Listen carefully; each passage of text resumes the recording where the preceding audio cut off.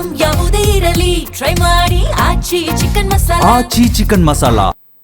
ಕೊಲ್ಲಿ ರಾಷ್ಟ್ರಗಳ ಮಧ್ಯದ ಯುದ್ಧ ದಿನೇ ದಿನೇ ತಾರಕಕ್ಕೇರ್ತಾನೆ ಇದೆ. ಪ್ರಮುಖವಾಗಿ ಹರ್ಮುಜ್ ಜಲಸಂಧಿಯ ವಿಚಾರಕ್ಕೆ ಸಂಬಂಧಪಟ್ಟಂತೆ ಅಮೆರಿಕ ಮತ್ತು ಇರಾನ್ ನಡುವೆ ಯಾವುದೂ ಕೂಡ ಸರಿ ಇಲ್ಲ ಅನ್ನೋದು ಬಹಳ ಸ್ಪಷ್ಟವಾಗಿದೆ. ಒಪ್ಪಂದದ ಪ್ರಕಾರ ನಡೆದುಕೊಳ್ತಾ ಇಲ್ಲ ಎರಡು ರಾಷ್ಟ್ರಗಳು ಅಂತ. ಅಮೆರಿಕ ಇರಾನ್ ನಡುವೆ ತೀವ್ರಗೊಳ್ತಾ ಇದೆ ಹರ್ಮುಜ್ ಸಮರ. ಹರ್ಮುಜ್ನಲ್ಲಿ ಯುಎಇ ತೈಲ ಟ್ಯಾಂಕರ್ಗಳ ಮೇಲೆ ಮಿಸೈಲ್ ಅಟ್ಯಾಕ್ ಆಗಿದೆ. ಘಟನೆಯಲ್ಲಿ ಓರ್ವ ಭಾರತೀಯ ಸಿಬ್ಬಂದಿ ಸಾವಿಗೀಡಾಗಿದ್ದು 8 ಮಂದಿ ಗಂಭೀರವಾಗಿ ಗಾಯಗೊಂಡಿದ್ದಾರೆ. ಇತ್ತ ಇರಾನ್ನ ಪ್ರಮುಖ ನೆಲೆಗಳ ಮೇಲೆ ಅಮೆರಿಕ ಸರಣಿ ಬಾಂಬ್ ದಾಳಿ ಮಾಡಿದ್ದು ಬಂದರು ನಗರವಾಗಿರುವ ಬಂದರ್ ಅಬ್ಬಾಸ್, ಕಿಶ್ ದ್ವೀಪ, ಅಬು ಮೂಸಾ ದ್ವೀಪಗಳ ಮೇಲೆ ಭಯಾನಕವಾಗಿ ಏರ್ ಸ್ಟ್ರೈಕ್ ನಡೆಸಲಾಗಿದೆ. ಇರಾನ್ನ ಸಬ್ಮೆರಿನ್ ಧ್ವಂಸಗೊಳಿಸಿದೆಯಂತೆ ಅಮೆರಿಕದ ಸಿ ಡ್ರೋನ್.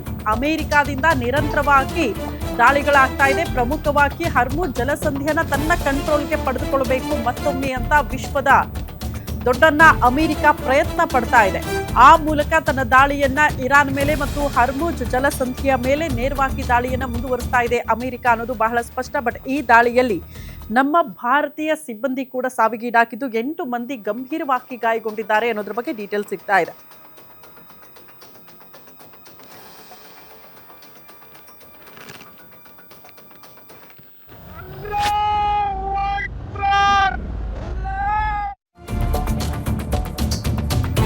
ಹರ್ಮುಜ್ ಜಲಸಂಧಿಗೆ ದಿಗ್ಬಂಧನ ವಿಧಿಸಿದೆ ಅಮೆರಿಕ. ತನ್ನ ವಶಕ್ಕೆ ಪಡೆದುಕೊಳ್ಳುವ ಪ್ರಯತ್ನ. ಇರಾನ್ ಬಂದರುಗಳ ಸಂಚಾರಕ್ಕೆ ಸಂಪೂರ್ಣ ದಿಗ್ಬಂಧನ ಹೇರಲಾಗಿದೆ.